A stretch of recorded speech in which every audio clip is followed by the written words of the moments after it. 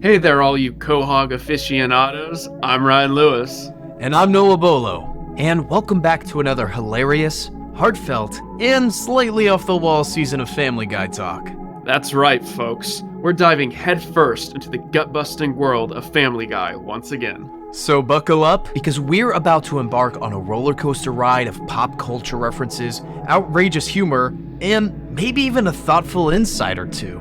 So whether you're a Quahog veteran or a giddy newbie, get ready to laugh, ponder, and reminisce as we kick off Season 2 of Family Guy Talk.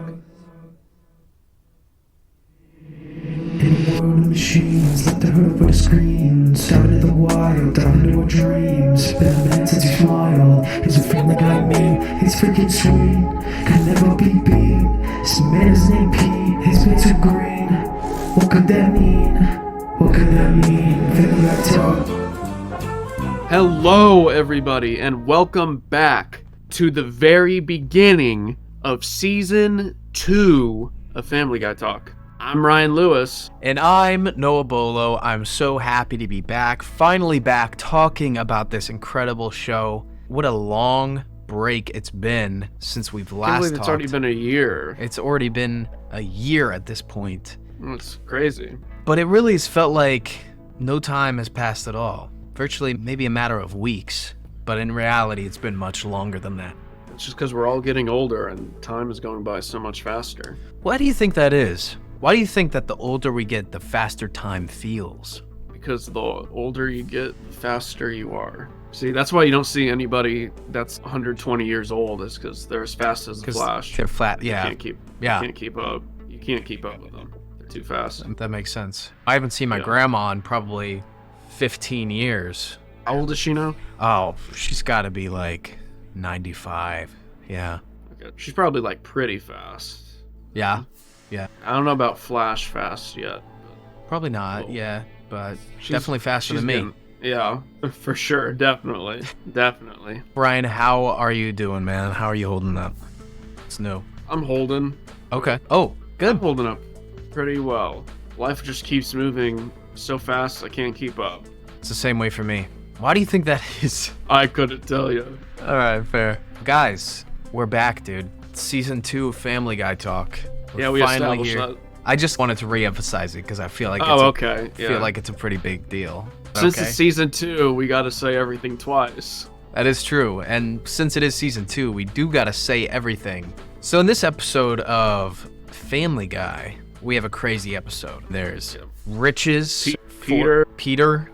There's Lois, and money. there might even be a bit of sex on TV too, which is crazy. Yeah, no, I definitely... There's too much of that and violence in movies. I know, dude. Luckily, there's not a whole lot of violence here, but there actually is a whole scene that we'll get into later that is pretty violent. Starting the season off with a pretty big episode. You can already tell just from the beginning of this episode. The budgets are higher, the production value is higher. They're really putting every dollar to good use in this episode.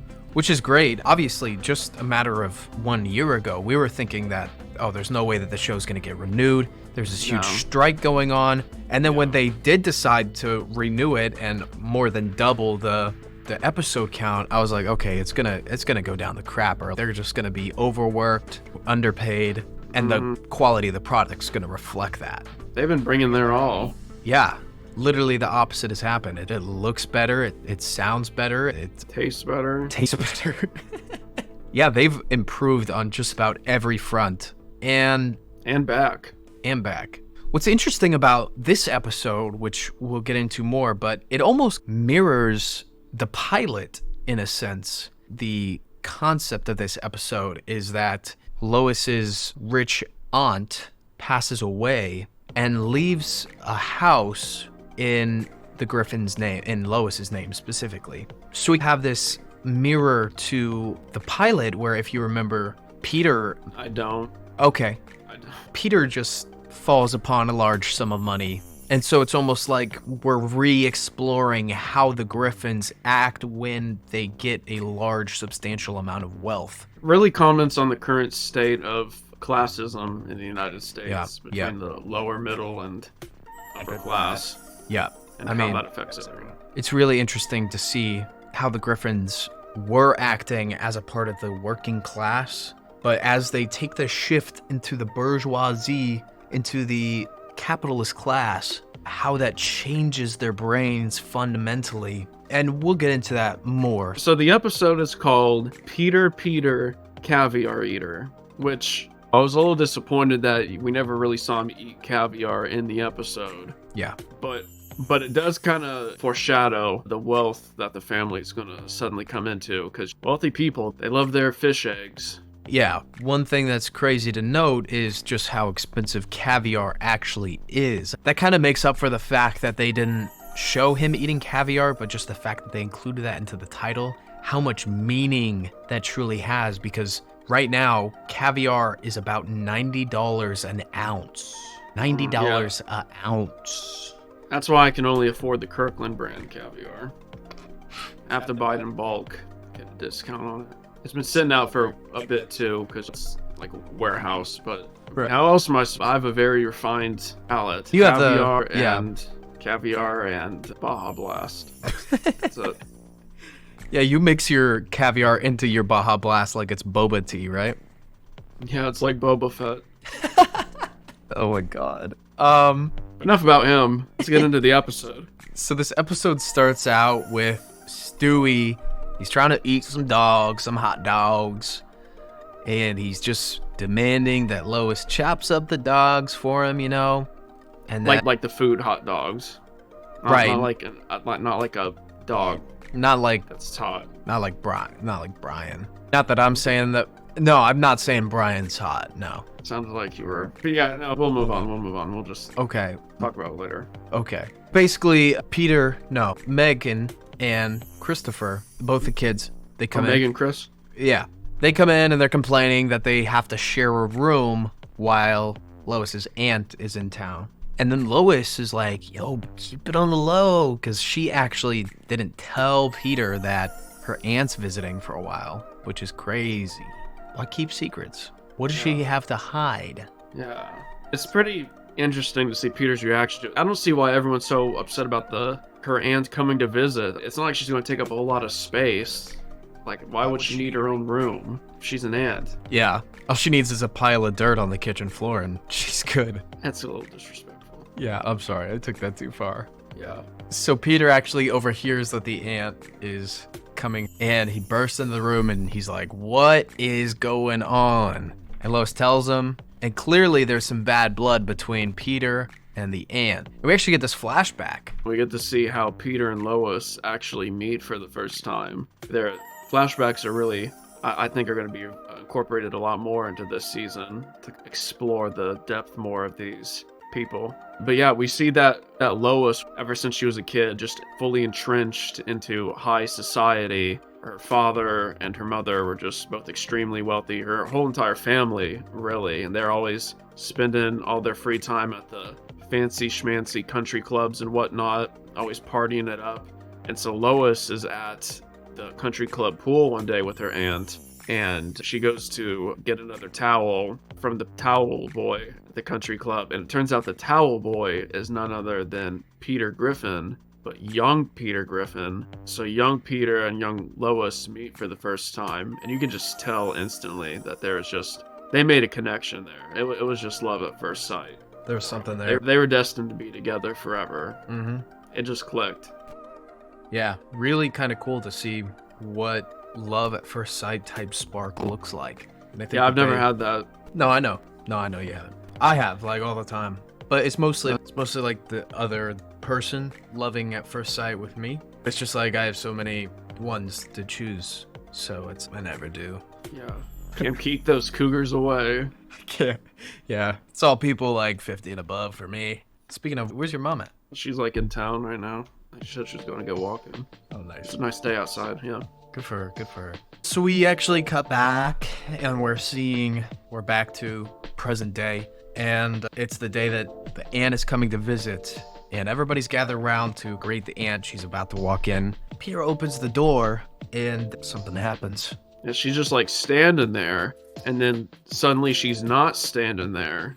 by which I mean she just falls headfirst into the floor, just totally face plants, dies on impact. Like, she was there for 2 seconds and just dead. If she knew she was going to collapse like that, that's like really inconveniencing the rest of the family there. Okay, this might be kind of out there, but literally in the scene, 2 scenes before this, before the flashback, we learn that Peter hates this ant. Now, this might be a stretch, but do you think there's any chance that Peter might have had something to do with this ant's untimely death?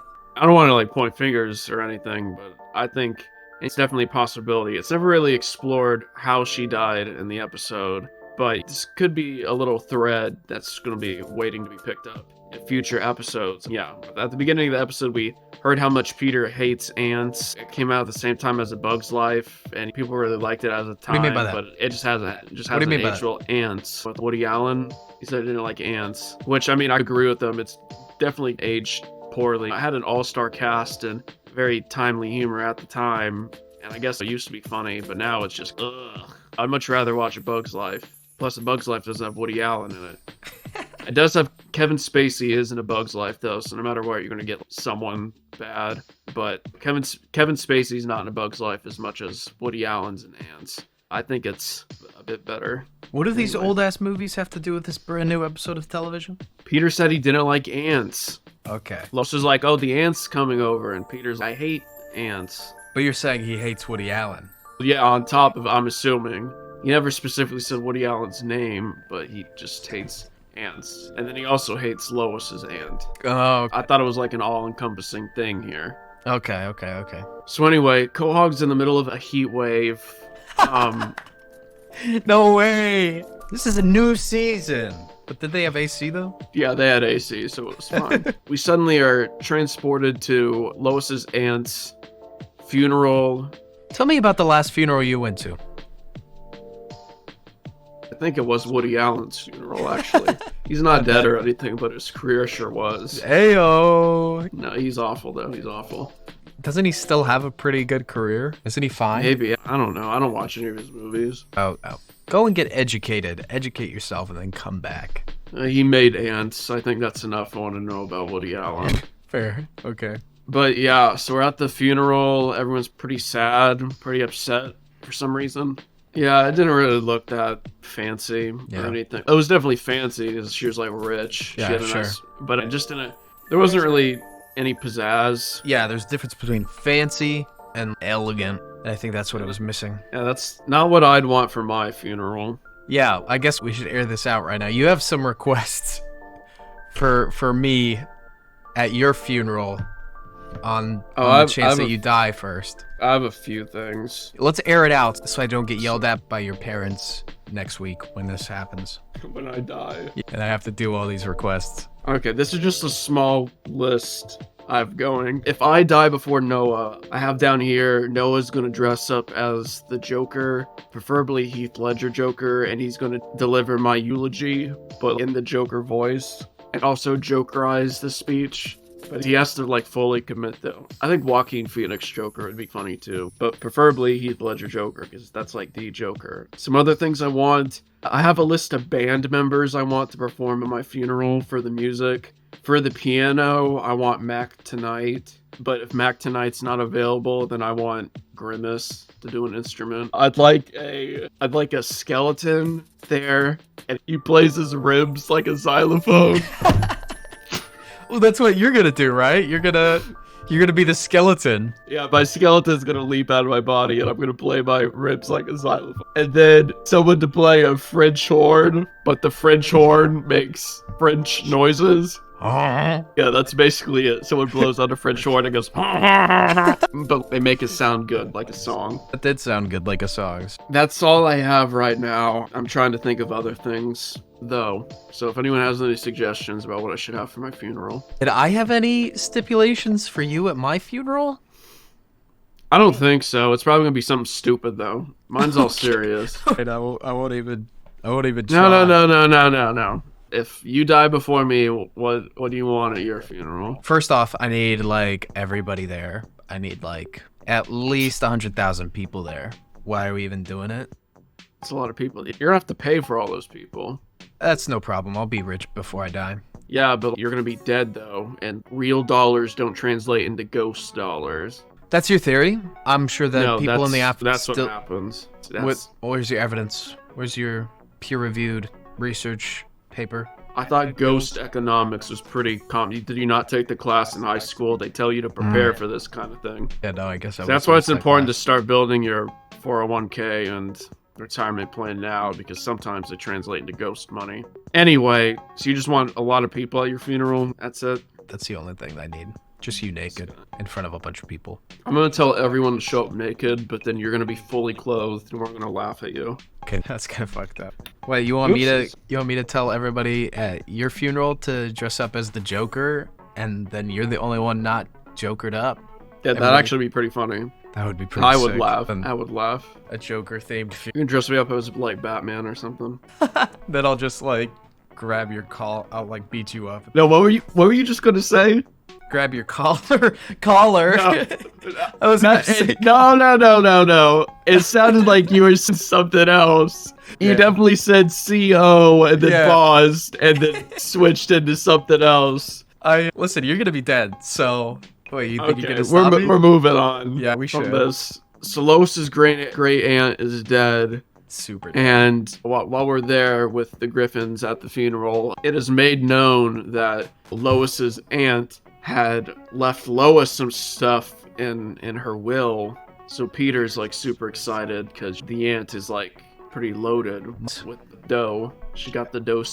So Lois and Peter meet with this guy to find out what they get from her aunt. And it turns out that she left Lois her summer house, which is actually like this huge mansion worth like millions and millions and millions of dollars. Like this humongous, exquisite, beautiful piece of architecture that they can now call home. It's not worth hundreds of millions, though. Just gotta make that clear. Yeah, it's not. Peter decides to move the whole family into this summer home, and he actually sells their own house so they can fully move into this place. That's so crazy. And Lois is pretty upset at that.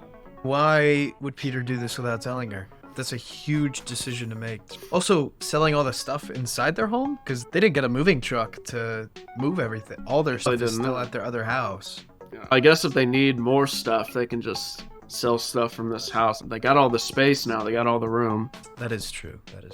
But yeah, so they're in this big house, and first off, they are greeted by this group of butlers and other servants and whatnot. And God, I have to give props to the team behind Family Guy, because they do this musical number which lasts for what, 4.5 minutes or something. Yeah, it's probably the longest musical number I've ever seen in my life. It's yeah, the choreography, the singing, everyone involved just gave their 110%. Oh yeah. Honestly, I'm gonna be very surprised if we ever see Family Guy top this. Yeah, we should just stop watching the show. It was really high production value. It really felt like I was just sitting back watching a musical, like on Broadway, like a Broadway musical on Broadway. Yeah. And man, they kill it. It's all about how these servants will basically do everything for them. They are there to serve this family, and it's incredible. But at the end of the song, there's actually pretty stark revelation. That's it. That's all they are there to do is the song, and the great aunt only gave them enough money to pay them up until the song is over. But Peter can't have that, can he? No, he can't. He decides he's going to pay all of the servants and staff to stay there. He's going to pay for it out of pocket with his money that they do not have. It doesn't make any sense. Lois is just about to have a stroke when she finds that out. She's already starting to worry that the upper class life is going to change her family, and as we can already tell with Peter, it's starting to. Things were already in motion. So yeah, then we just see how the Griffins kind of integrate themselves to the top 1% of Rhode Island. Which is pretty crazy. What happens next? Oh, they have an indoor bar there, dude. Yeah, they do have an indoor. They have like indoor everything there. When Brian indoor sees that beds, indoor bathrooms. Yeah, they even have an indoor walls, couch. Mm-hmm. A ceiling. I think they only had a couple of those, so not as impressive. Yeah, it was pretty open air environment. But yeah, Brian just loves that bar though. He's drunk like half this episode. I think this guy has a drinking problem. No. Brian? Yeah, I think he has a drinking problem because I've met quite a few dogs in my day, and only about a quarter of them have as big of a drinking problem as Brian does. Look, Brian just likes to get down. He just gets down like that. Yeah. He could literally quit any time, but he's just partying. He is partying. No longer does he have to hump a leg to get a drink around you. Talk about character development. Really though. Really Although I'm though. always gonna miss that part of him. Mm-hmm. But remember like, how he would when say that one time? Yeah, I do. Yeah. I do. Who's like? He did say that. He did say that though. He did say that. Yeah. But whenever Brian's not getting totally blasted throughout the episode, he's actually helping Peter get better integrated within the country clubs and rich people gatherings. Because Peter's kind of just embarrassing himself and his family whenever they go out to fancy restaurants to try and impress people. So Brian actually forces Peter to watch Frasier for hours on end, and suddenly Peter becomes the fanciest guy this side of the world. Yeah. Is Frasier even fancy? Is Frasier fancy? Compared to what else was on network TV in the 90s, yeah, Frasier was fancy. So on a scale from, say, Friends Yeah. to Peaky Blinders, where does Frasier fall? Probably closer to Friends, because the cast of Friends is actually very rich, both in the world of the series and also in real life outside of the series. That's true. How did they afford those big-ass apartments in the middle of New York City? Yeah, and they were making $1 million an episode, at least. God, that's crazy. Could you imagine? Yeah, and then the Peaky Blinders are like dirt poor and living like 100 years ago, so they automatically lose. But I mean, they sound fancy. I guess. They must have been doing all right for themselves. That one guy made the atomic bomb. It's so true. Can't believe they had a Brit make that. Yep. I can't even trust them to make a good breakfast. Why do you trust them with the fate of the world? You mean I have to eat beans in the morning? And toast? Whoa. I swear. Couldn't be me. Yeah. I live in America.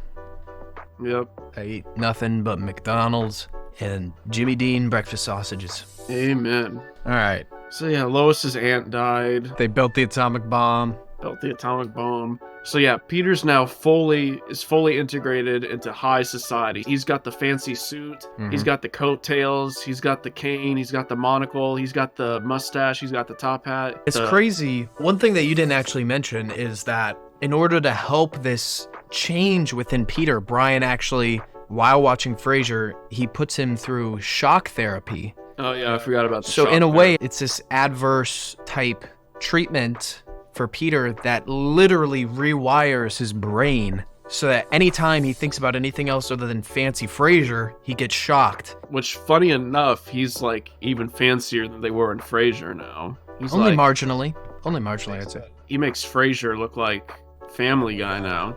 Yeah. Now that Peter has gone on this transformation, it's almost illustrating this point that there's a physical change in brain chemistry when people amass a certain amount of wealth, or he's more thinking about all the shit that doesn't even matter. And it's really interesting to see this illustrated in such a obvious way, because when people in the real world amass massive wealth, it's a little bit more subtle than that, but there is still that brain chemistry change that I think that Peter illustrates really well through this. And it's scary. That's our Peter. Kind of made me think of Parasite. It's been so long since I've seen that. You should. It's really good. See, when Peter watches Parasite, he's gotten so fancy, he watches the black and white cut. Whoa. With commentary. Oh. And it's the Criterion version. Come on. On 4K. You don't even watch it on a TV. He has a projector. Yeah, Peter through all this has just become a pretentious film bro. Now he's a piece of shit and irredeemable. Well, no, a film bro wouldn't be rich. That's like a contradictory You think so? Well, then statement there. what do you call like a Quentin Tarantino type? I would say that Quentin Tarantino. But he's like a filmmaker. He's like actually a filmmaker, though. Like, he made it. Like, he hit the big time. When I hear the term film bro, I think of like Yourself? yeah. I'm so awful. No, I think of the wannabe film people who think they're hot stuff. They think they are all talking the talk, but haven't really walked the walk. So we're like that in a way, just not that awful. Everyone else sucks, but we're good. That is true. Yeah. So Peter's brain is rotten at this point. And they go to an auction where they're auctioning off these high value, high dollar, really low value item for way more than you would even guess. And essentially they bring out this vase, this yellow piece of shit, and they begin the auction on it. And basically the guy, couple guys down from Peter, starts bidding on this, starting at 40 grand, then up to 50 and whatnot. And Peter, in his money-hungry brain rot, feels the need to compete with this guy. They keep going back and forth, each going up 10 grand a pop, up until the other guy hits 100K. And then we think, I thought that was the end. I thought Peter looked like, okay, dang, he hit 100K. That was a lot. That was a lot of money. It's a lot of money. That's a lot of money. And then Peter gets this look in his eye, and I'm thinking, oh my gosh, he's gonna do something crazy, pop it to $1 million. But what happens instead, Ryan? What happens? Peter is like, yeah, I'll take it for $100 million. $100 million. $100 million. That's like a lot of money. It's like more than I have on me right now. Really? Yeah. This guy's poor. Yep. I can't even fathom what would be going through his brain. Not that he's just thinking about the fame and the fortune. It's He true. doesn't care about all the money he's spending. But here's the thing: he thinks he can just spend all this money because he lives in a fancy house now. But he don't got the funds to back up his lifestyle. Nope. He's living out of his means, literally. It's just so hard for somebody like me to relate to because I come from this middle class household and I'm a part of the working class. Obviously, you come from generational wealth. You live in a mansion. You are kind of part of the 1%. And I don't really respect you. Yeah, my great-great-grandfather invented the horse. And we've just been profiteering off that for like centuries. Yeah, he was a piece of shit. Can't believe he would do that.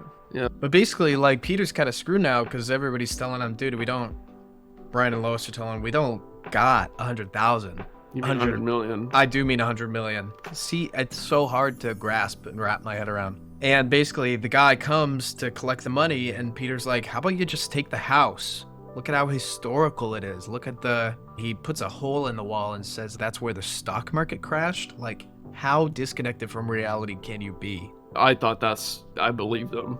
I did believe him. Everybody knows that the hole where the stock market crashed was in New York. Yeah. On Stock Market Street. Yeah. If Peter was just so poor, he should have just bought some GameStop stock then. It worked for those other people. Yeah.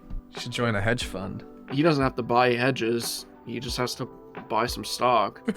That's funny. Okay, so basically the guy who came to collect the money was saying this house is not worth this much. It is not a historical home. You still owe this money, pal, and we're gonna get it. We are going to get it. Peter's freaking out at this point. He's like, what do I do? And just by sheer luck, him and Lois are talking, and he backs into a button that opens a secret door. And guess what's in this secret door? Guess. If I had to guess, I'd say probably a box of photographs that contains several prominent American figures such as Abraham Lincoln, Robert E. Lee, and Ulysses S. Grant doing sex stuff. That's close. But really what it was, a box of photos of famous American history people doing sex stuff. Yeah. So it turns out that the home was actually a brothel when it was first built. Who'd have guessed? Yeah, and it became a hot spot for all the bigwigs to come and get their freak on, in a way. So it turns out that this place actually has historical value and is a national landmark, pride of America. Because of this, he's able to sell the manor and then also use the photographs to sell the tabloids to get the money to buy their old house back. Yeah. It's pretty crazy. Super crazy. He really lucked out there in the end. Literally crazy luck. Which kind of goes to show that's the majority of what all this wealth inequality is based on. It's based on a lot of luck and a lot of exploitation.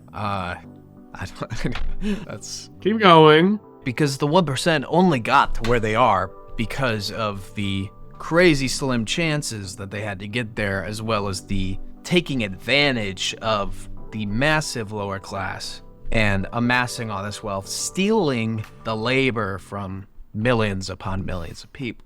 Or in this case, stealing the virginities of millions of U.S. presidents. Yep. And etc. Yeah, in the end, Peter realizes that he doesn't have to be rich, nor should he care about what Lois's family thinks about him, since they made their money off of prostitution. Yeah. So sick. So cool. Yeah, he gets the last laugh at the end, and I don't remember him laughing. yeah, it was implied. An implied laughter? Yeah. So that was the end of the episode.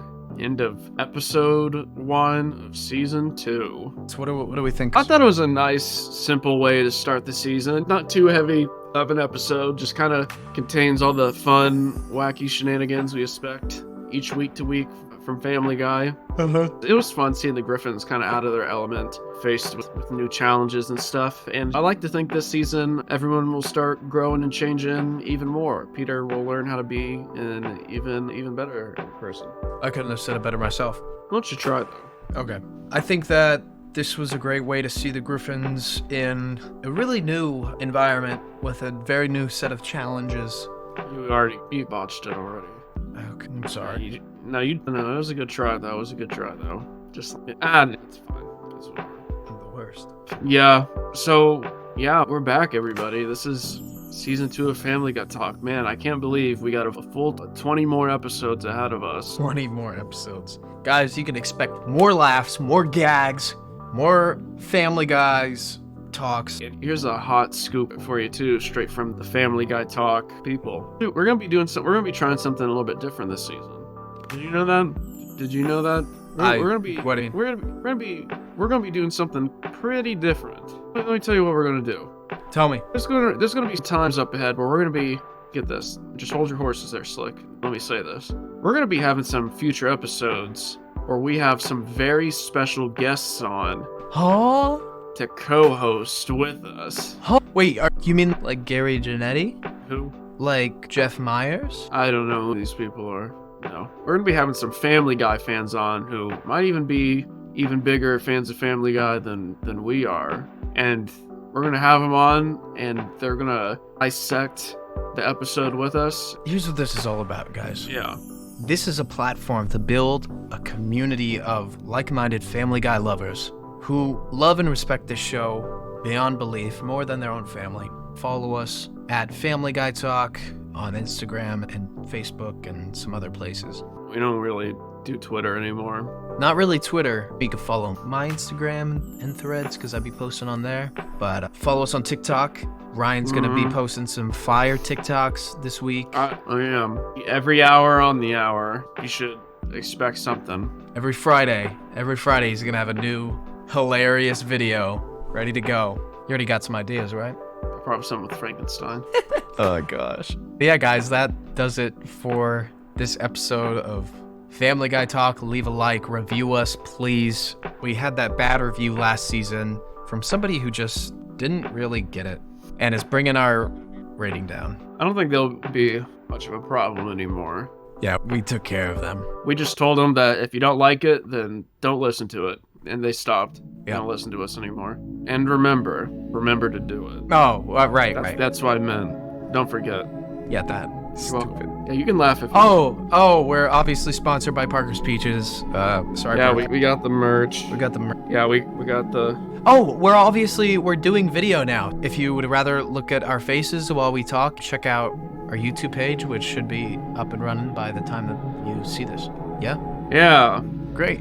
Sign us off, Ryan. Do your famous catchphrase. I'm Ryan Lewis. And I'm Noah Bolo. This is Family Guy Talk. This was Family Guy Talk. Next week will also be Family Guy Talk. Probably. See ya. Family Guy Talk. Family Guy Talk.